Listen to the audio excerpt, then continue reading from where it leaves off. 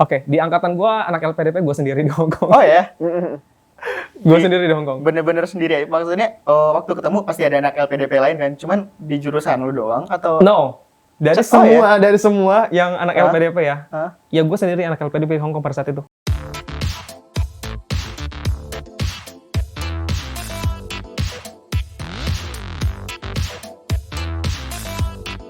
Halo perantau, ketemu lagi bareng kita berdua, gue Ragil, Gue Erha. di Ngobras di Negeri Orang. Without further ado, let's invite our special guest, Kak Abul dari Hong Kong. Denger-denger nih, kan Kak Abul ini salah satu lulusan dari Hong Kong University ya? Iya, betul. S2-nya di sana. Betul sekali. Di antara banyak universitas di dunia, kenapa milihnya di Hong Kong?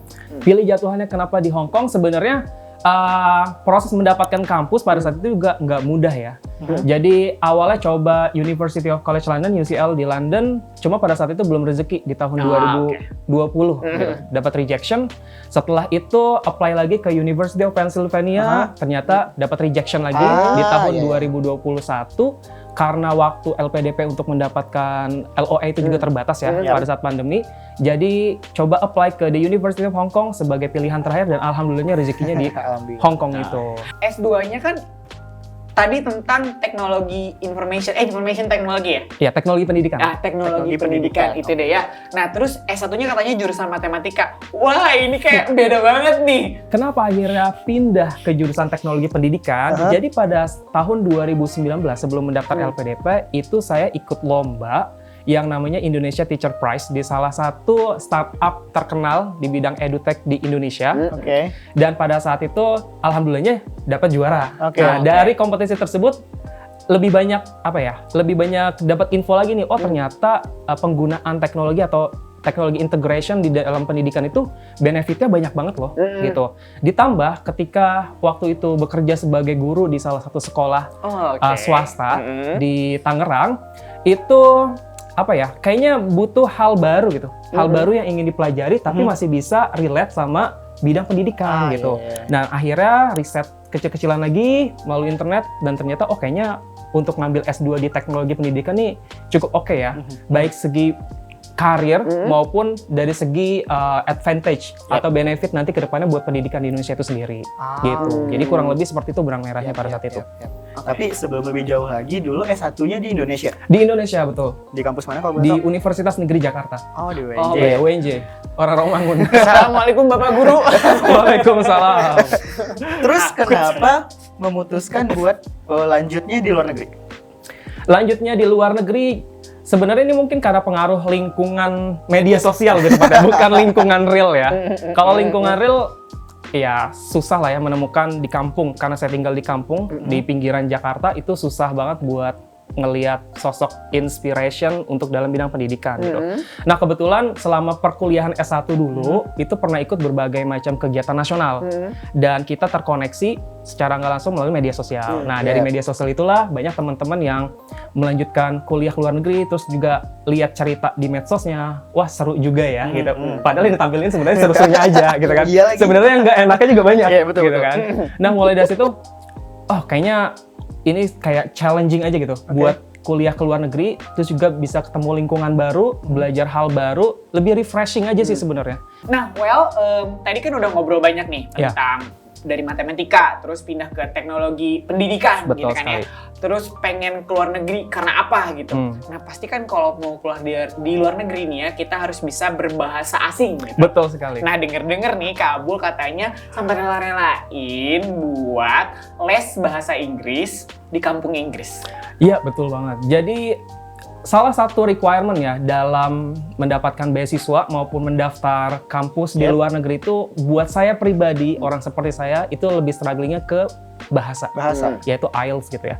Jadi kalau boleh diceritain, saat itu coba apply beberapa academic course di luar juga dan ternyata cuma sampai tahap interview gitu. Nah, dari situ sebagai titik balik sih kayaknya harus ada yang gua perbaiki nih buat ngeraih mimpi gua gitu. Betul. Dan hasil dari refleksi singkat tersebut ternyata kayaknya kemampuan bahasa Inggris gue masih hancur banget. Dan akhirnya pergi ke kampung Inggris selama 4 bulan. Di Pare? Pare, betul. Selama 4 bulan buat belajar IELTS dari 0. Kalau IELTS itu biasanya kan ada yang sampai 2 kali, Betul, 3 kali. betul. Abul berapa kali? Kalau ngomongin ke pendaftaran LPDP-nya itu 2 Hah? kali. Oke. Tapi buat sampai dapetin kampusnya total jadi 4 kali. Oh ya? Oh, wow. 4 kali. 4 kali. 4 kali tes IELTS. Yes. Di skor akhirnya dapat berapa? 7. Beasiswa yang didaftar dulu cuma LPDP doang atau Atau ada yang lain nih? Penasaran? biasanya Pasti, sih ada. Pasti sih. Bukan biasanya, pasti. Kalau di total mungkin udah 7 kali gagal ya untuk daftar beasiswa. Oke. Tapi Menarik nih. LPDP ini sekali daftar alhamdulillah langsung rezeki. Oh, percobaan pertama. Percobaan pertama dan percobaan iya, terakhir iya. dari semua rangkaian beasiswa yang Oke. di-apply, yang Yap, didaftarkan yap, yap. gitu. Wih, Jadi keren dong. Tunggu, kenapa disebut terakhir? Ada apa? ya, jadi selama perjalanan tadi ya mendapatkan IELTS gitu kan, Ya. itu coba apply ke beberapa beasiswa juga ya, Hmm. dari beasiswa dari pemerintah Korea Selatan, KJSP, itu juga Australia Award Scholarship, gitu Yeah. kan, terus juga Fulbright. Sampai akhirnya Fulbright waktu itu sempat dapat interview di tahun 2019 awal, cuma di akhirnya nggak shortlist Oke. gitu ya.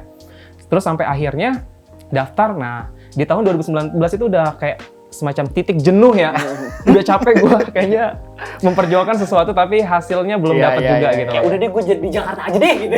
Nah, di 2019 itu kebetulan sertifikat IELTS yang kedua Mulai tadi habis ya? udah terakhir, Oh, iya. udah mau expired gitu. Kan daftar IELTS juga kan butuh biaya yang nggak Betul, sedikit ya. nggak sedikit. Nggak sedikit gitu. Nah. Jadi ya udah dalam diri bilang pokoknya tahun 2019 itu adalah tahun terakhir buat daftar beasiswa. Ya, ya. Dan itu mencoba beasiswa LPDP. Ah. Ternyata rezekinya di LPDP gitu. Oh, makanya satu bangku ya kalau LPDP ya. Oke, baik. PK berapa? PK berapa? PK 159. Oke, PK 113. Yoi. Kami siap mengabdi.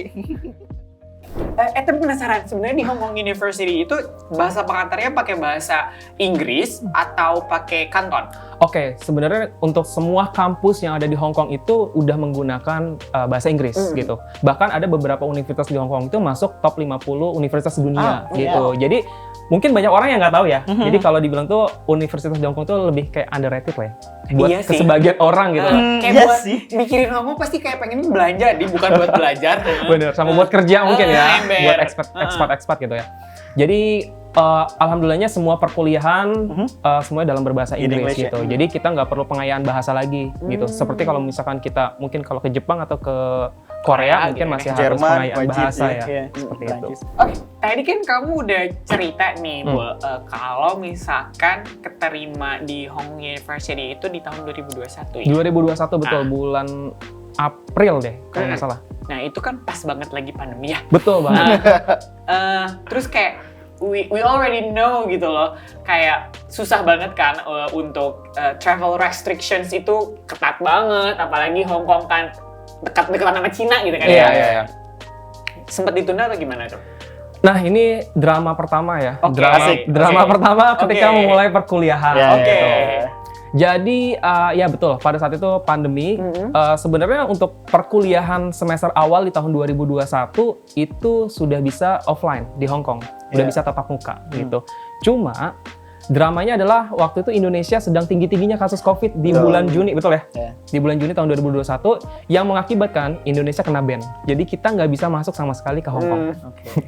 per bulan Juni, dan mereka baru buka lagi open restriction itu di bulan September, which is gue mulai kuliah itu di September awal gitu Yeah. kan. Dan ya udah karena semua persiapan kuliah itu di bulan Agustus, jadi request lah ke fakulti bisa nggak buka kelasnya online juga Yeah. gitu. Akhirnya mereka mengakomodasi untuk student yang memang nggak bisa hadir secara tatap muka. Jadi di angkatan gue sendiri mereka punya 2 kelas. Satu kelas yang offline, jadi udah tatap muka di Hong Kong di Yeah. kampus. Satu yang online. Jadi gue mau nggak mau kan Nggak harus boleh online. ngambil yang Angkatan online dulu angkatan ya. online dulu gitu kan. Angkatan online dulu. Baru bulan Oktober gue baru bisa berangkat. Waktu di Hong Kong dari Indonesia lu sendiri apa kayak gimana? Di angkatan lu deh. Oke, di angkatan gue anak LPDP gue sendiri di Hong Kong. Oh ya, Gue sendiri di Hong Kong. bener-bener sendiri. Maksudnya waktu ketemu pasti ada anak LPDP lain kan? Cuman di jurusan lu doang atau? No, dari dari semua yang anak Hah? LPDP ya. Hah? Ya gue sendiri anak LPDP di Hong Kong pada saat itu. Berarti kelas di sana diisi kebanyakan orang Hong Kong atau? Baru mau nanya tuh. Iya nggak sih, kepikiran Iya, nggak sih? diversity-nya gimana? Iya. Untuk jurusan gue ya, Ah, mungkin kalau di jurusan lain juga beda. Untuk di jurusan gue mostly kebanyakan dari mainland China sama lokal Hong Kong. Oh. Gitu. Dan gue satu-satunya anak Indonesia di sana. Untuk di jurusan gue lebih Oke. tepatnya. Tapi di luar lain itu ada dari negara mana gitu? Ada dari Brazil, Oh. terus dari Pakistan. Oh, Oke. Tapi mereka rata-rata expat. Since lu doang nih Mm. yang di sana, Mm. pernah menerima perlakuan rasis apa segala macam gitu? Oh, untuk rasis gue nggak pernah Sama sekali. nggak pernah Bagus dong. mengalami, Yeah. alhamdulillahnya gitu ya. Nah, ngomongin diversity di kelas tadi kan rata-rata dari China mainland, terus dari mana Hong Kong sendiri gitu ya. Betul. Itu ngomongnya pakai bahasa Inggris juga? Bahasa Atau- Inggris.